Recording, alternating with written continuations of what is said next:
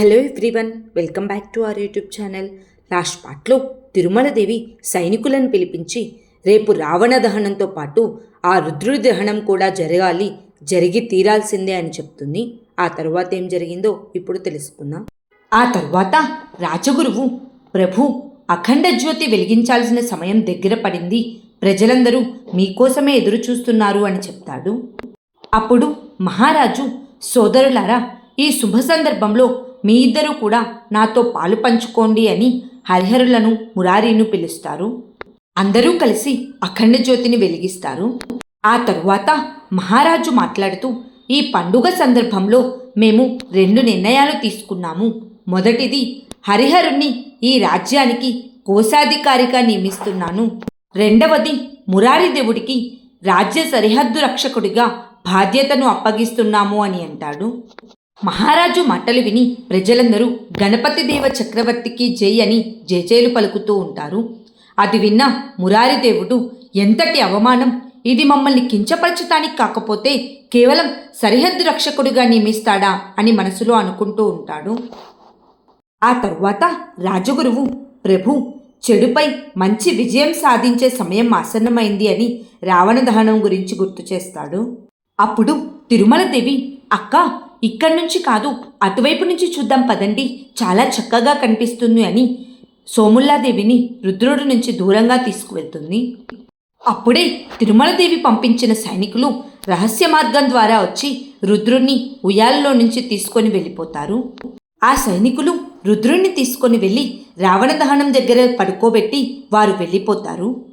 అప్పుడే మహారాజు రావణ దహనం కోసం తయారు చేసిన ప్రత్యేక ధనస్సుతో రావణ దహనాన్ని ప్రారంభిస్తారు. అదే సమయంలో సోముల్లాదేవి ఉయ్యాల వైపు చూడగా అక్కడ రుద్రుడు కనిపించడు.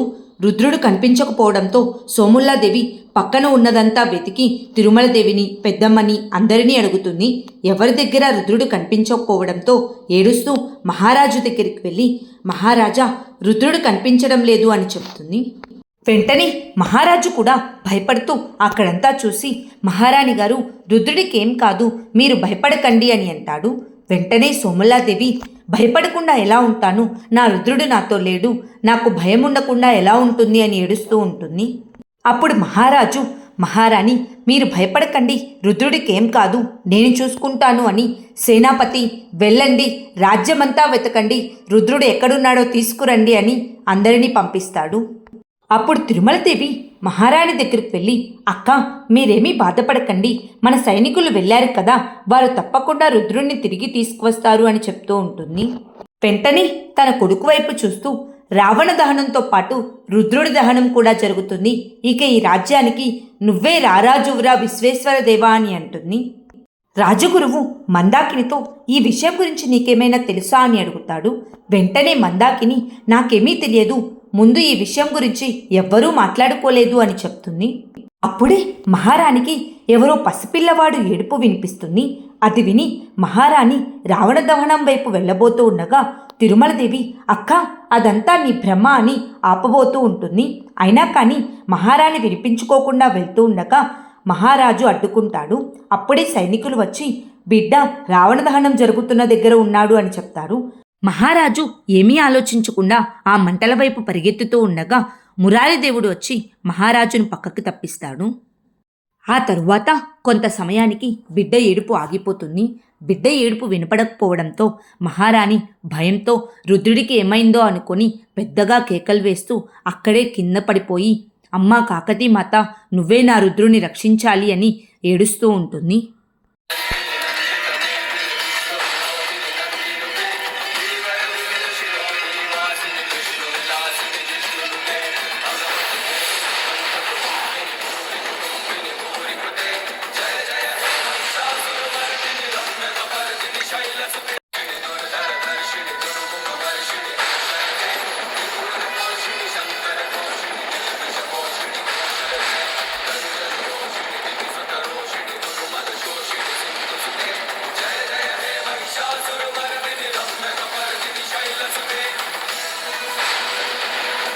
కాకతీమాత ఆశీర్వాదంతో అక్కడున్న వాతావరణమంతా ఒక్కసారిగా మారిపోయి ఉరుములు మెరుపులతో కూడి వర్షం పడుతుంది.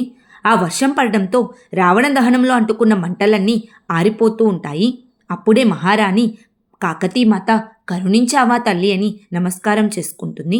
మహారాజు వెంటనే అక్కడున్న బిడ్డను తీసుకొచ్చి మహారాణి చేతిలో పెడతాడు. వారు వేసిన పథకం విఫలమవడంతో మురారిదేవుడు ఇంకా తిరుమలదేవి చాలా కోపంతో చూస్తూ ఉంటారు. ఆ తరువాత పెద్దమ్మ పాలు తీసుకొని మహారాణి దగ్గరికి వెళ్ళి, అమ్మ, రాత్రి నుంచి నువ్వు ఏమీ తినలేదు, కనీసం ఈ పాలైనా తాగమ్మా అని మహారాణికి ఇస్తూ ఉంటుంది. వెంటనే మహారాణి కోపంతో, యువరాజును చూసుకోవడమే కదా మీ బాధ్యత, యువరాజు దగ్గర లేకుండా మీరంతా ఎక్కడికి వెళ్ళారు, అయినా ఈ మధ్య మీ ఆలోచన అంతా ఎటో వెళ్ళిపోతుంది, ముందు నా దగ్గర నుంచి వెళ్ళండి అని విసుక్కుంటుంది. అప్పుడే రాజవైద్యుడు అక్కడికి వస్తాడు. రాజవైద్యుడితో మహారాజు, వైద్య మహాశయ, మహారాణి వారు నిన్న రాత్రి నుండి నిద్రాహారాలు మాని అలాగే ఉన్నారు అని చెప్తాడు. అప్పుడు వైద్యుడు, మీరేమీ దిగులు పడకండి, అంతా అదే సర్దుకుంటుంది, మహారాణి వారికి విశ్రాంతి అవసరం, ఈ ఔషధాన్ని వారికి ఇవ్వండి, మెల్లగా వారి మనసు కుదుట పడుతుంది అని చెప్పి ఒక ఔషధాన్ని మహారాజుకి ఇస్తాడు. వెంటనే మహారాజు ఆ ఔషధాన్ని తీసుకొని మహారాణికిచ్చి, మహారాణి, ఇది తీసుకోండి, మీకు కొంత ఉపశమనం కలుగుతోందని ఇస్తాడు. ఆ ఔషధం తాగిన వెంటనే మహారాణి మత్తుగా ఉంది, నేను పడుకుంటాను మహారాజా అని అంటుంది. అప్పుడు మహారాజు, మీరు విశ్రాంతి తీసుకోండి అని పెద్దమ్మని పిలిచి రుద్రుణ్ణి పక్కకు తీసుకువెళ్ళమని చెప్తాడు. ఆ తర్వాత హరిహరదేవుడు మద్యం తాగుతూ, వర్షం పడకపోతే నేను ఈ పాటికే చక్రవర్తి అయ్యుండేవాడిని అనుకుంటూ ఉంటాడు. వెంటనే తిరుమలదేవి పక్కన కూర్చొని, ప్రభువుల వారు మన్నించాలి, మీకు కొంచెం మద్యం ఎక్కువైంది అని అనబోతూ ఉండగా తిరుమలదేవిని పక్కకు తోసివేస్తాడు. దీనిని కూడా ఒక పథకం అంటారా, ఇలాంటి పనికి మాలిన పథకాన్ని ఎలా పన్నావు మురారి అని అంటాడు. వెంటనే మురారి కోపంతో, ఈ పథకాన్ని నేను పన్నానని ఎవరు చెప్పారు, ఈ పథకం నాది కాదు, వదినా ఈ పని మీదేనా అని అడుగుతాడు. వెంటనే తిరుమలదేవి, హరిహరదేవుడు ఎక్కడ కోప్పడతానో అని, ఏమిటి మీరనేది, నేను మీ ఇద్దరికీ సంప్రదించకుండా ఏ పథకం వేయనని మీకు తెలియదా అని అంటుంది. ఆ తరువాత మందాకిని ఇంకా సేవకుడు కలిసి హరిహరదేవుణ్ణి అక్కడి నుంచి తీసుకువెళ్తారు. అప్పుడు మురారిదేవుడు తిరుమలదేవితో, వదినా, మీరు నేను ఒకే పక్షం, మనం మన లక్ష్యాన్ని చేరుకోవాలి, కానీ ఈ లక్ష్య సాధనలో మనల్ని మనం మోసం చేసుకోకూడదు అని అంటాడు. వెంటనే తిరుమలదేవి, మిమ్మల్ని నేనెందుకు మోసం చేస్తాను, మనం గ్రహించాల్సింది ఒక్కటే, ఈ సంఘటనతో రాకుమారుడికి మరింత రక్షణ ఏర్పాటు చేస్తారు, కనుక మనం కొంతకాలం మౌనంగా ఉండడమే మంచిది అని చెప్తుంది. అప్పుడే సుమతి అక్కడికి వచ్చి, ప్రభు, కల్లూరి వారి భవిష్యవాణి అసత్యమవుతుందని నేను అనుకోవడం లేదు, మీరందరూ ఆ రుద్రుణ్ణి అని అనబోతూ ఉండగా తిరుమలదేవి, ఏంటి ఆడపిల్ల, సుమతి, నువ్వు అనవసరంగా పదే పదే చెప్పిందే చెప్తున్నావు, కల్లూరి చచ్చే ముందు కూడా ఆ రుద్రుడు ఆడపిల్ల కాదు మగపిల్లవాడే అని రాసి చచ్చాడు, అయినా చచ్చే ముందు ఎవరైనా అబద్ధం చెప్తారా, ఒకవేళ రుద్రుడు ఆడపిల్ల అయితే ఆ కల్లూరి ఆత్మహత్య ఎందుకు చేసుకుంటాడు, తన భవిష్యవాణి నిజమైందని ఆనందిస్తాడు, కానీ ఇక మనం దాని గురించి ఆలోచించడం మానేస్తే మంచిది అని అంటుంది. అప్పుడు సుమతి మనసులో, వీళ్ళందరూ ఎందుకు నన్ను నమ్మడం లేదు, అసలు కల్లూరి ఆత్మహత్య చేసుకున్నాడని ఎందుకు అనుకోవాలి, ఎవరైనా హత్య చేసి ఉండొచ్చు కదా అని, సరే మీరందరూ నా మాటలు నమ్మడం లేదు, ఒకవేళ నేను చెప్పింది నిజమైతే అప్పుడు మీరు నన్నేమీ అనవద్దు అని అంటుంది.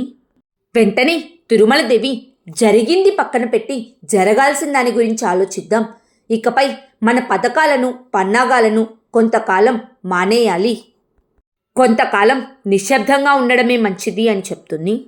ఆ తరువాత మహారాజు, నా తరువాత ఈ ఓరుగల్లు సామ్రాజ్యానికి నా రుద్రుడే వారసుడు, మనం ముందుగా ఈ కుట్ర వెనక ఎవరున్నారో తెలుసుకుని వారిని తగిన విధంగా శిక్షించాలి, మహారాణి వారు మరొక్కసారి ఆందోళనకు గురవడం నేను సహించలేను అని అంటాడు. పొద్దుటీగ కూడా రుద్రుడి అంతఃపురంలోకి ప్రవేశించలేనంత కట్టుదిట్టంగా భద్రతా ఏర్పాట్లు చేయాలి అని చెప్తాడు. వెంటనే సేనాపతి, అలాగే ప్రభు, మీరు చెప్పిన విధంగా కట్టుదిట్టమైన భద్రతా ఏర్పాట్లు చేస్తామని అక్కడి నుంచి వెళ్ళిపోతాడు. అప్పుడు రాజగురువు మనసులో, ఒకవేళ శత్రువు అంతఃపురంలోనే ఉంటే, దీని వెనుక రాజసోదడి హస్తం లేకుండా ఉంటే మంచిదని నేననుకుంటున్నాను. ప్రభువులు వారిని రక్త సంబంధీకులు అనుకుంటున్నారే కానీ రక్తపిపాసులని గ్రహించలేకపోతున్నారు అని అనుకుంటాడు. ఆ తర్వాత ఏం జరిగిందో నెక్స్ట్ పార్ట్లో తెలుసుకుందాం. Please like, share and subscribe to our YouTube channel. Thank you.